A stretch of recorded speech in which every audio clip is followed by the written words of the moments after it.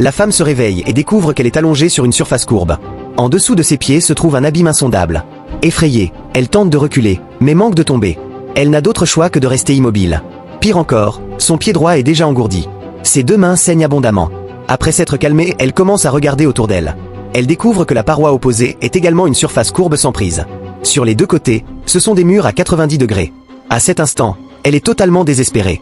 Comment a-t-elle pu se retrouver dans un tel endroit? Soudain, un bruit étrange provient d'en dessous. La femme est terrifiée. Elle doit trouver un moyen de s'échapper d'ici au plus vite. Elle lève la tête et regarde vers le haut. La distance jusqu'au sommet ne semble pas si grande. Elle prend alors une décision audacieuse, tenter de se retourner pour grimper. Elle plaque d'abord fermement ses mains contre le mur, puis utilise son pied gauche, encore valide, pour pousser. Mais la seconde suivante, elle halète bruyamment, n'osant plus bouger du tout. Cependant, à ce moment précis, le ciel est déjà couvert de nuages sombres. S'il se mettait à pleuvoir, le mur deviendra encore plus glissant. La femme reprend ses esprits, se disant de ne pas paniquer. Elle essuie alors le sang de ses mains malgré la douleur. Cela pourrait augmenter la friction avec le mur. Ensuite, elle tente à nouveau de se hisser vers le haut. Elle parvient enfin à revenir à sa position initiale.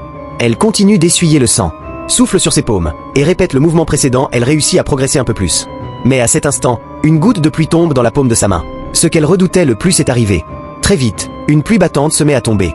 Même si elle ne bouge pas, son corps commence à glisser vers le bas. La femme pousse un cri de désespoir. C'est alors qu'elle pense soudainement au collier autour de son cou.